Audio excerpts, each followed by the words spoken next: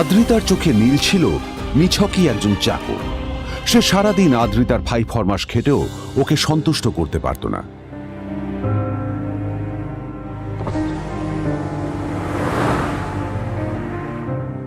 এত কিছুর পরেও কেন একজন ধনী বাবা তার মেয়েকে গরিব ছেলের সাথে বিয়ে দিলেন?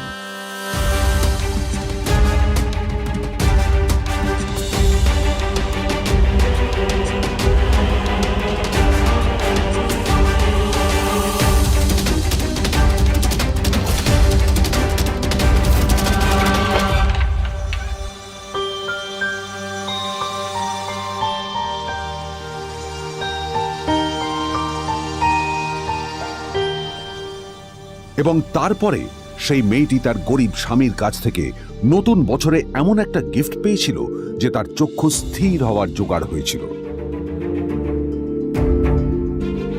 আর ওর স্বামী সম্পর্কে সত্যিটা জানার পর তো ও প্রায় অজ্ঞান হয়ে গিয়েছিল।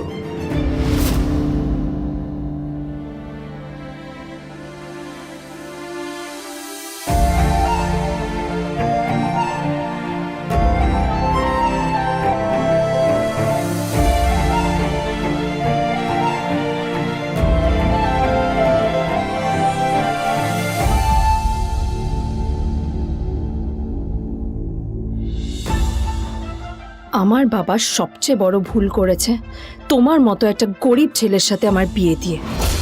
আমার সব বন্ধুদের স্বামীরা ওদের কত দামি দামি গিফট দেয়, আর তুমি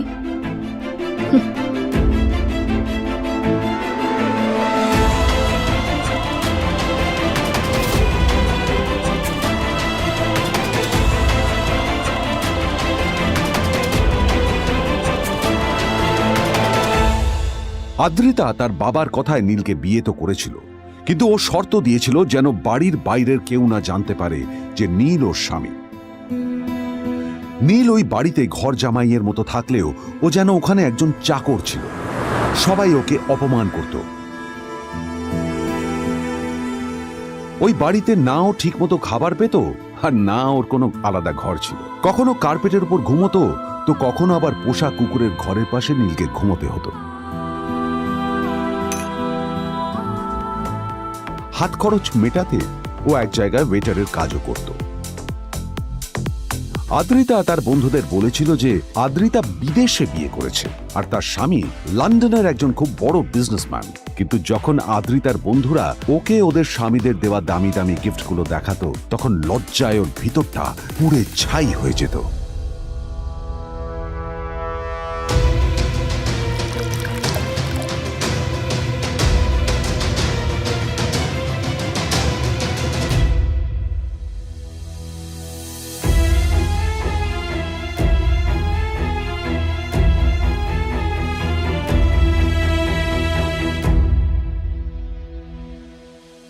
এই যে শোনো, নিউ ইয়ারে আমার একটা গিফট চাই তোমার থেকে। আর গিফট যেন দামি হয়, হ্যাঁ, মানে খুব দামি, কয়েক লাখ টাকা। ওকে? কয়েক লাখ টাকা? কিন্তু অদ্রিতা, এত টাকা আমি একসাথে কখনো দেখিনি।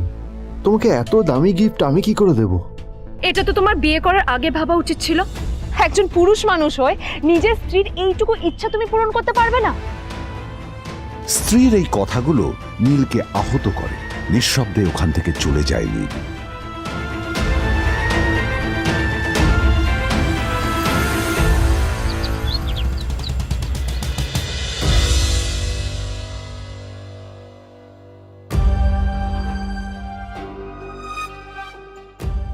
দুদিন পর নিউ ইয়ার পার্টির আগে নীল আদ্রিতার কাছে এসে একটা গিফট প্যাক দেয়।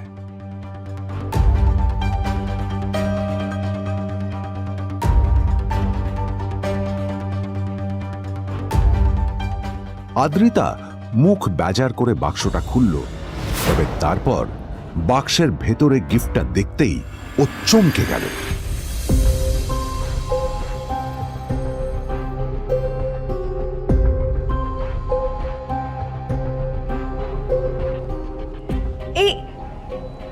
ফোনটা মানে এটা তো একটা স্পেশাল এডিশন, এটার দাম তো 3 কোটি টাকা। তুমি এটা পেলে কোথা থেকে?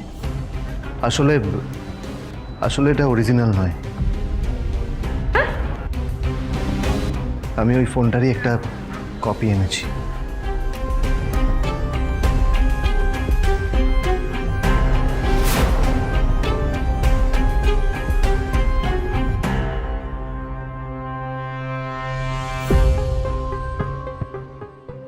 কিন্তু আদ্রিতার নীলের কথায় একটু সন্দেহ হয়, কারণ ফোনটা দেখে একেবারেই আসল বলেই মনে হচ্ছিল। পরের দিনই আদ্রিতা ওই কোম্পানির শোরুমে গেল। এই ফোনটা একটু দেখুন না প্লিজ। ওয়াও, আচ্ছা ম্যাম, আপনি কি মিস্টার রয় চৌধুরীর বন্ধু?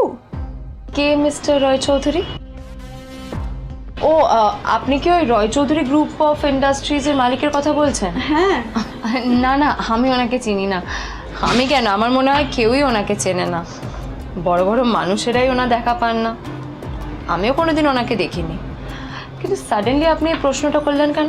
অ্যাকচুয়ালি ম্যাম, আপনার হাতের এই ফোনটা আসলে এটা ফোনের স্পেশাল এডিশন। এই কাটিং, এই ডিজাইন, এই লোগো, এটা জাল করা ইজ নেক্সট টু ইম্পসিবল। আর গোটা ভারতে বিক্রি হওয়া এই ফোনের সেকেন্ড পিস এটা, যেটা মিস্টার রয় চৌধুরী কিনেছিলেন। সেজন্য জিজ্ঞেস করছি ম্যাম, আপনি এই ফোনটা কোথা থেকে পেলেন? তবে কি নীলই মিস্টার রয় চৌধুরী, নাকি নীল এই ফোনটা চুরি করেছে? বেকার নীলের কাছেই কোটি টাকার ফোন কোথা থেকে এলো?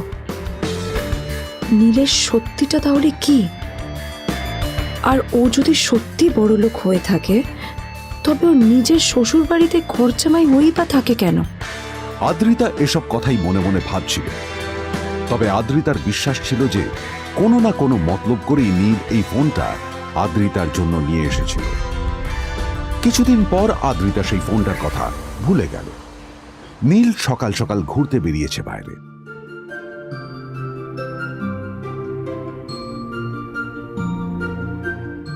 কটা বাজে রে? আমার খুব লেট হয়ে গেছে, বুঝলি? তোরা খেল, ঠিক আছে? তোরা খেল, আমি আসছি।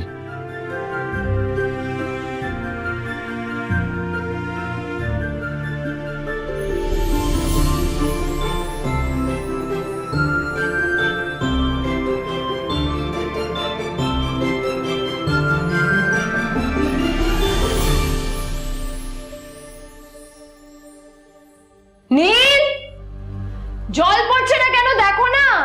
নীল, নীল, নীল কোথায় গেল? নীল,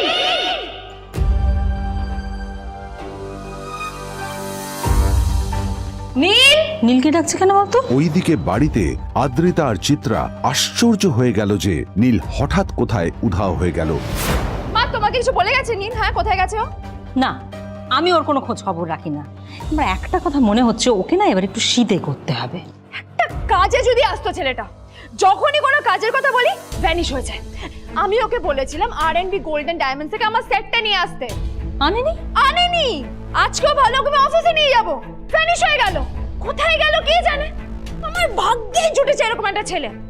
এই যে তুমি কেন বিয়েটা দিয়েছিলে আমাকে? এটা আবার কি বলছিস? আমার কি দোষ? দেখ, ওই অসভ্য ছেলেটার সাথে বিয়ে দিতে চাইনি। যা করেছে তোর বাবা করেছে, এটা আমার কোনো দোষ। তখনই হঠাৎ নীল সেখানে এসে উপস্থিত হলো, কিন্তু ও দুজনকে উপেক্ষা করে ভিতরে চলে যাওয়াই শ্রেয় মনে করল। এই যে লাট সাহেব ফিরলেন রাজকার্য করে। এদিকে এসো, তোমার ফাঁকিবাজির আলোচনাই এখানে চলছে। মা প্লিজ থাক, মা থাক, ভাল লাগছে না। এমনিতেই অফিসের জন্য আমার লেট হয়ে যাচ্ছে, আর বিজন আমার ওয়েটও করছে। বিজনের নাম শুনেই নীলের মুখটা ফ্যাকাশে হয়ে গেল। আদ্রিতা নীলকে উপেক্ষা করেই বলল, আরে যে এই ছেলেটার মতো আর একটা ফাঁকিবাজ না তুমি পাবে না। তুমি কেন দাঁড়িয়ে আছো? এই যে শোনো শোনো শোনো শোনো, দাঁড়িয়ে আছো কেন? তোমাকে আমি বলেছিলাম R&B গোল্ড ডায়মন্ডস থেকে আমার সেটটা তুলেছো, তোলোনি তো। এইটা চাই না আমার। তুমি আমার সাথে অফিসে যাবে, ফেরার পথে তুমি সেটটা নিয়ে আসবে।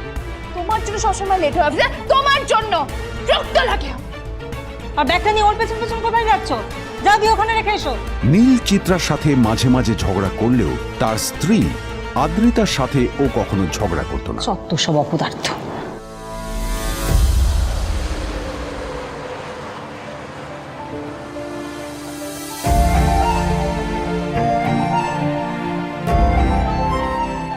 কিছুক্ষণের মধ্যেই তারা আদ্রিতার অফিসে পৌঁছে গেল। আদ্রিতা গাড়ি থেকে নামতে নামতে দেখলো যে তার কাছে অনেকগুলো ফাইল আছে। নীলের দিকে তাকিয়ে ওকেই ফাইলগুলো নিয়ে ভেতরে আসতে বলল। চলো, হা করে দাঁড়িয়ে আছো কেন? ফাইলগুলো নিয়ে ভেতরে এসো।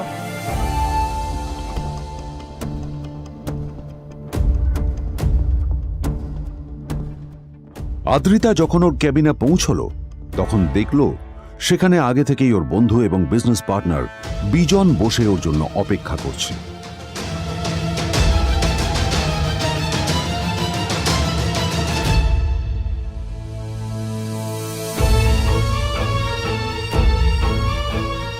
কোথায় ছিলে বলো? আমি 1 ঘন্টা ধরে তোমার জন্য এখানে ওয়েট করছি। এই লোকটার কি কোনো কাজকর্ম নেই? 1 ঘন্টা ধরে বসে আমার স্ত্রী আদ্রিতার জন্য অপেক্ষা করছে। সরি বিজন, আমি খুবই দুঃখিত যে বাড়ির কিছু লোকের জন্য না আমার সবসময় লেট হয়ে যায়। আদ্রিতার কথা শোনার পর বিজনের 1 ঘন্টা অপেক্ষা করার অভিযোগ 1 মুহূর্তের মধ্যে মিলিয়ে গিয়েছিল। কি হলো, হাসছো কেন? লটারি পেলে নাকি? লটারি? হ্যাঁ, তুমি আসা মানে আমার কাছে লটারির থেকেও বেশি দাম। তবে তার থেকে কিঞ্চিত কম দামি একটা গিফট আমি তোমার জন্য এনেছি।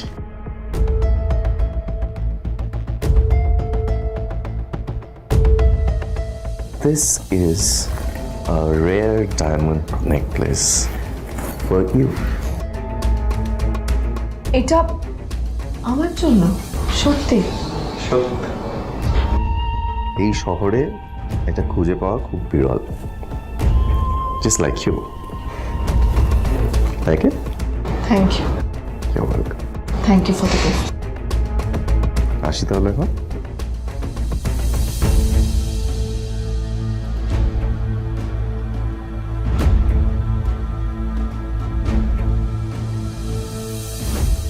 আদ্রিতা, আমি আজ পর্যন্ত তোমাকে কোনো রকম উপদেশ দিইনি, কিন্তু আজ আমি তোমাকে বলতে বাধ্য হচ্ছি। এই যে এই লোকটা তোমাকে শুধুমাত্র ইমপ্রেস করার জন্য একটা নকল সস্তার হীরের গয়না দিয়ে গেছে। এরকম একটা লোকের সাথে তোমার মেশা উচিত না। ভবিষ্যতে কিন্তু তুমি বিপদে পড়বে। আদ্রিতা, আমি তোমাকে কথা দিচ্ছি, আমি তোমার জন্য আসল রেয়ার একটা হীরের গয়না এনে দেবো, এর চেয়েও দামি, এর চেয়ে অনেক অনেক বেশি দামি। তার জন্য আমাকে যাই করতে হোক না কেন, আমি তোমাকে একদিন ঠিক এনে দেবো, ঠিক এনে দেবো তোমাকে। তাদের বিয়ে হয়েছে 2.5 বছর। এর মধ্যে প্রথমবার তার মনে হলো নীল তার জন্য লড়াই করছে। নীলের এই রূপটা দেখে আদ্রিতা চমকে গেল। আজ প্রথমবারের মতো আদ্রিতার মনে প্রশ্ন এলো, নীলকে নিজের থেকে দূরে সরিয়ে রেখে আমি কি কোনো ভুল করছি? না না, এটা আমি কি ভাবছি? বিজন আমার বিজনেস পার্টনার, ও আমাদের মেইন ইনভেস্টর।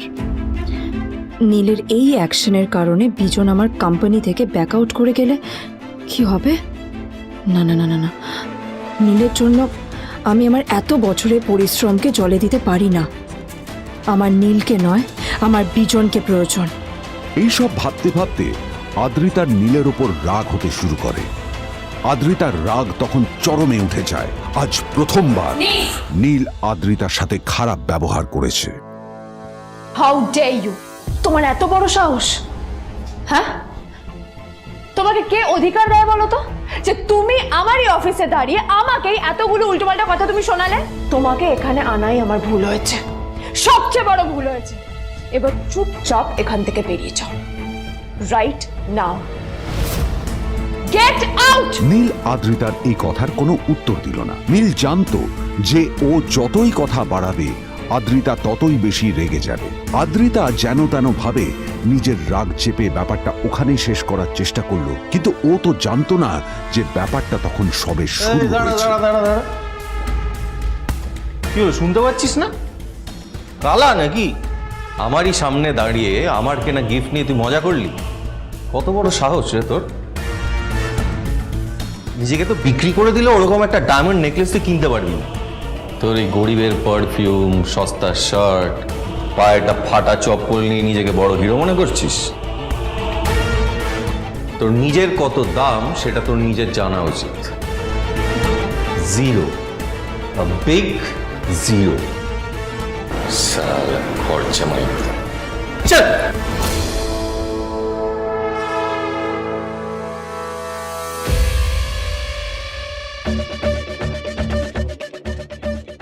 নীল তখনও ঝামেলা করার মেজাজ ছিল না, কিন্তু যখন কেউ অন্যের নীরবতা সুযোগ নিতে শুরু করে তখন কথা বলাটা প্রয়োজন।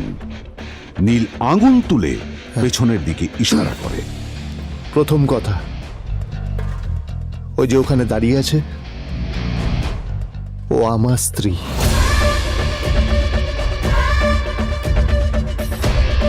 তাই আমার স্ত্রীকে তোমার নেকলেস দেওয়ার কোনো অধিকার নেই। ওকে যদি নেকলেস দিতে হয় তাহলে আমি দেব। তাই এসব ফ্রডগিরি বন্ধ করো। আর দ্বিতীয় কথা,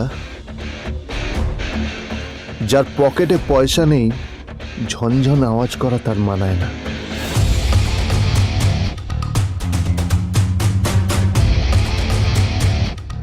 নীল বিজনকে তার সোয়াগ দেখিয়ে বেরিয়ে গেল।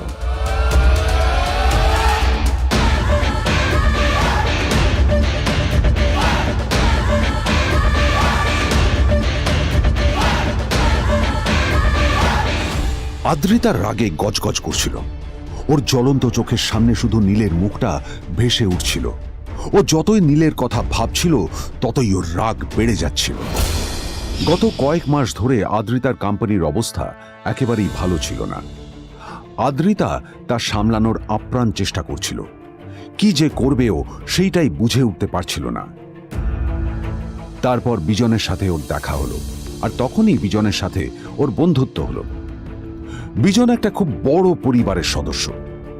আজ বিজন শুধুমাত্র আদ্রিতার কোম্পানির একজন বিজনেস পার্টনারই নয়, সাথে বড় ইনভেস্টরও। আর শুধুমাত্র বিজনের কারণেই আদ্রিতার কোম্পানি এখনো চলছে। এই কোম্পানির সমস্ত লস বিজনই বহন করে এবং আদ্রিতারও ওকে তাই খুব প্রয়োজন। বিজনের সাথে বন্ধুত্ব করা আদ্রিতার পক্ষে সহজ কাজ ছিল না। অনেক কাঠখড় পুড়িয়ে আদ্রিতা ওর কাছাকাছি এসেছিল। সবকিছু ঠিকঠাকই চলছিল, সবকিছুই আদ্রিতার প্ল্যান অনুযায়ী হচ্ছিল, কিন্তু নীল আজ এসে সবকিছু নষ্ট করে দিল। জাস্ট কি দরকার ছিল বুঝতে পারছি না। কি দরকার ছিল নীলের বিজনকে এতগুলো কথা শোনানোর? এবার বিজন আমাকে টাকা দেবে কিনা সেটাও জানি না। আমার কোম্পানিতে ইনভেস্ট করতে চাইবে কিনা সেটাও বুঝতে পারছি না। কি করব?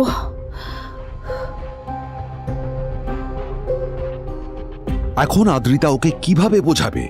ভুল করে যদি বিজন ওর টাকা ফেরত চায় তবে আদ্রিতার কোম্পানি সেন কর্পোরেশন খুব বড় সমস্যায় পড়ে যাবে। তারপর কি হবে? সেন পরিবারের দেখভাল কে করবে? এইসব ভাবতে ভাবতে আদ্রিতা নিজের উপরেও রেগে গেল। আসলে দোষটা ওর নিজেরই। আদ্রিতা কেন নীলকে ওদের মাঝে আনতে গেল? নীলকে অফিসে নিয়ে আসারই বা কি দরকার ছিল? আর যদি সে নীলকে সাথে করে না আনতো তাহলে বিজন এখন ওর সাথেই বসে থাকতো।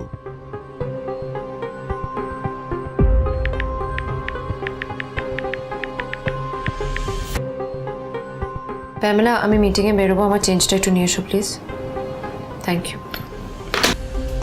আর অন্যদিকে সেন কর্পোরেশনের অফিস থেকে বেরিয়ে নীলের খুব ফুরফুরে লাগছিল। তখনই হঠাৎ ওর ফোনটা বেজে উঠল। ফোনটা ছিল মিস্টার রায় চৌধুরীর। তিনি ছিলেন শহরের সব থেকে বড় বিজনেসম্যান। হ্যাঁ মিস্টার রায়চৌধুরী, আমি আপনাকেই ফোন করতে যাচ্ছিলাম। আমি একজন বিশেষ লোকের সাথে তোমার একটা মিটিং ফিক্স করেছি। ওর অ্যাড্রেস আমি তোমাকে টেক্সট করে দিয়েছি।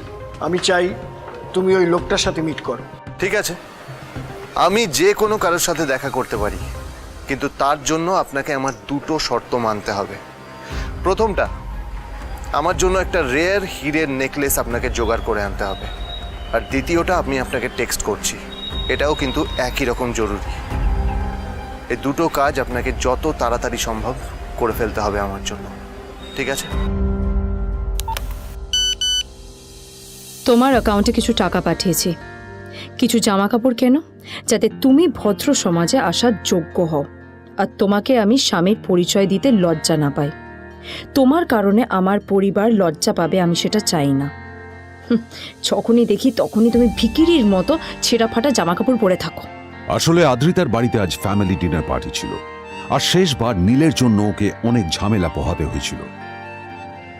মেসেজ পড়ে নীল ফোনটা নিজের পকেটে রেখে রাস্তার ধারে গিয়ে একটা ট্যাক্সি থামানোর জন্য হাত বাড়িয়ে দিল। নীল ট্যাক্সি ধরে গোল্ডেন সিটি অ্যাভিনিউর দিকে বেরিয়ে পড়ল। গোল্ডেন সিটি অ্যাভিনিউ শুধু কলকাতারই নয়, এটা ছিল সারা পশ্চিমবঙ্গের সবচেয়ে বিলাসবহুল সোসাইটিগুলোর মধ্যে একটা। আসলে এই সেই জায়গা যেখানে মিস্টার রায়চৌধুরী আজ তার জন্য গোপন মিটিং ফিক্স করেছিলেন। কিন্তু নীল কার সাথে দেখা করতে যাচ্ছে এ সম্পর্কে ওর কোনো ধারণাই ছিল না। যখন নীল সেখানে পৌঁছল, ফুলভিলার বাগানে বসে থাকা লোকটিকে দেখে রাগে নীলের রক্ত ফুটতে শুরু করলো। নীল ওখানে না দাঁড়িয়ে বেরিয়ে গেল। তখনই হঠাৎ একটা মেসেজ এলো।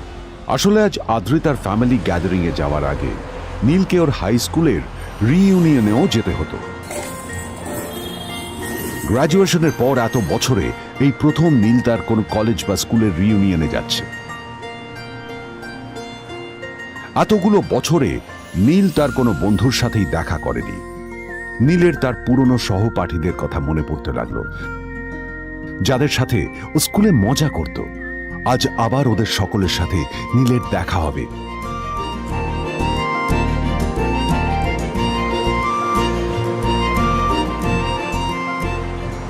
আর এই সব কিছু ভেবেই নীল এক্সাইটেড হয়ে যাচ্ছিল।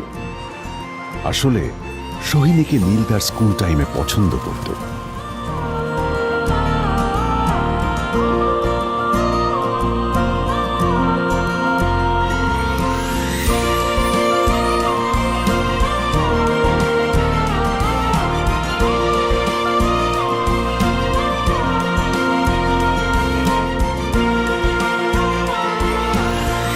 অন্যদিকে সেম কর্পোরেশনে ইনভেস্টরদের সঙ্গে আদ্রিতার মিটিং একেবারেই ভালো যায়নি।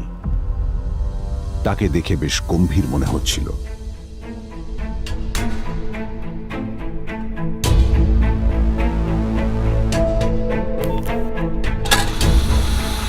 ভাই, পৃথিবীতে এমন লোকও আছে, কি দিমাগ দেখলি?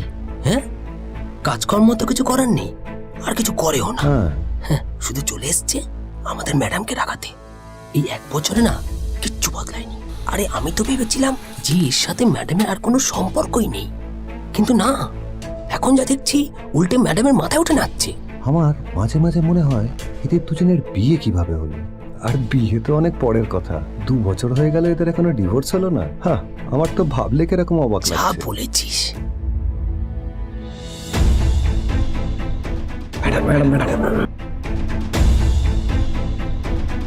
অফিসে চলতে থাকা এইসব কথা শুনে আদ্রিতার আরো রাগ হলো। আদ্রিতা ক্যাবিনে যাওয়ার পরে রাগকে নিয়ন্ত্রণ করা ওর পক্ষে আরো কঠিন হয়ে গেল। ও তখন বুঝতেই পারছিল না যে ওর রাগ কিভাবে নিয়ন্ত্রণ করবে।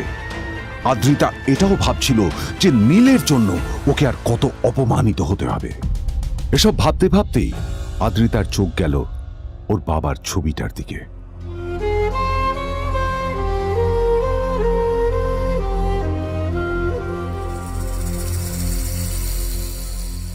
আমি তো তোমার সবচেয়ে প্রিয় মেয়ে ছিলাম বাবা, তাই আমি সবসময় ভেবেছি যে তুমি আমার জন্য যাকে সিলেক্ট করবে সে সব থেকে শ্রেষ্ঠ হবে। তাই আমি নিজে থেকে কখনো কোনো রিলেশনশিপে যাইনি, আর তোমার কাছে বিয়ের কোনো শর্তও রাখিনি। কিন্তু তুমি না আমার সাথে কি করলে? এই গাধাটার সাথে আমাকে বিয়ে দিলে। আমার জীবনটা নষ্ট হয়ে গেল, শেষ হয়ে গেল।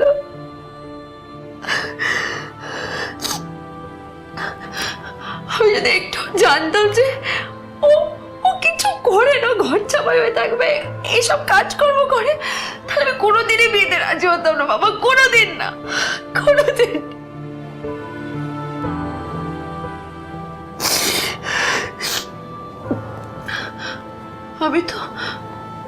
আমি তো সবসময় ভাবতাম যে বাবা মারা তাদের সন্তানের ভালো চায়, কল্যাণ চায়, তাদের জন্য চিন্তা করে, কিন্তু কিন্তু বাবা তুমি আমার জন্য একটু চিন্তা করোনি। তুমি শুধু তোমার শেষ কর্তব্যটুকু করতে চেয়েছিলে, শেষ ইচ্ছাটুকু রাখতে চেয়েছিলে, ব্যাস পালন করা হয়ে গেছে। আর আমাদের তুমি ছেড়ে চলে গেলে, তুমি আমাকে ছেড়ে চলে গেলে। অন্যদিকে নীল রিইউনিয়ন পার্টির জন্য হোটেল প্রাইম স্টারের দিকে রওনা হলো। হোটেল প্রাইম স্টার ছিল শহরের সবচেয়ে দামি হোটেল। ওখানে শহরের সব বড় লোকেরা যাতায়াত করত। নীল যখনই তার পুরনো বাইকটা নিয়ে ওখানে পৌঁছলো, ওর পুরনো জামা কাপড়, পুরনো বাইক আর ওর পায়ে ছেঁড়া চপ্পল দেখে সিকিউরিটি গার্ড ওকে গেটের বাইরেই আটকে দিল। থাম থাম, এই কোথায় যাচ্ছিস শালা ভিকিরি? না না দাদা, আপনি আমাকে ভুল বুঝছেন। আসলে আমাকে ইনভাইট করা হয়েছে, আমি এই হোটেলেই এসেছি। শালা মিথ্যে কথা বলার জায়গা পাস না? হ্যাঁ, মিথ্যে কথা বলার আগে নিজের চেহারাটা তো দেখতিস। এটা একটা প্রাইম হোটেল, বুঝেছিস? এখানে সব শহরের বড় বড় লোকেরা তাদের বড় বড় গাড়ি নিয়ে আসে। শালা তোর মতো একটা ভিকিরি একটা ফ্যাট প্যাটে আওয়াজ বের করা বাইক নিয়ে চলে এসেছিস, আর আমি তোকে ঢুকতে দেবো না দাদা, আমাকে ইনভাইট করা হয়েছে। আমাকে শুনুন শুনুন না, আরে চল আমাকে একবার ঢুকতে দিন আমাকে। নীল পড়ে যেতেই একটা দামি গাড়ি ওখানে এসে দাঁড়ালো। এই গাড়িটি আর অন্য কারো নয়, হোটেল প্রাইমের মালিক মিস্টার খান্নার ছিল। কি হচ্ছে কি এটা? হোটেলের গেটের সামনে এসব এসব ক্যাশ চলছে এখানে। হোটেলের বদনাম হবে না এতে? স্যার দেখুন না, এই যে ভিকিরিটা হোটেলে ঢুকতে যাচ্ছে, আমি বারণ করছি, শুনছে না স্যার? Shut up! আপনি কি করতে আছেন? কে কি হচ্ছে দেখি দেখি কে? মিস্টার খান্না তার চশমা খুলে নীলের দিকে দেখলেন, আর ওনার মুখটা হাঁ হয়ে গেল।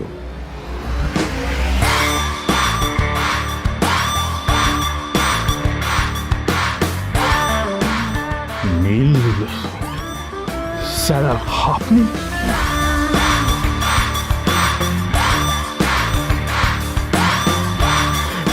Extremely sorry sir. Sir sir, আপনি একটা ইনফর্ম করেননি কেন আমাকে? আপনি আসবেন জানলে তো আমি নিজে রিসিভ করতে আসতাম আপনাকে। ছি ছি ছি ছি ছি ছি। ঠিক আছে, আপনি ব্যস্ত হবেন না প্লিজ। জানোইনি কে? নিজের বসকে এভাবে একজন ভিখারিকে হাতে পায়ে ধরতে দেখে গার্ডটিও অবাক হয়ে গেল। আরে sir, sorry sir, extremely sorry, আপনি আমার সঙ্গে আসুন। সরি স্যার, সরি, ভুল হয়ে গেছে স্যার। সালাম স্যার। নীল কি তবে সত্যিই একজন খুব বড়লোক কেউ? জানতে পকেট এফএম এর এই সম্পূর্ণ গল্পটি শুনুন বস, দুনিয়া যার বসে, যেটা ভারতীয়রা সবচেয়ে বেশি শুনছে। বিনামূল্যে গল্প শুনতে নিচের ইনস্টল বাটনে ক্লিক করুন এবং পকেট এফএম ডাউনলোড করুন।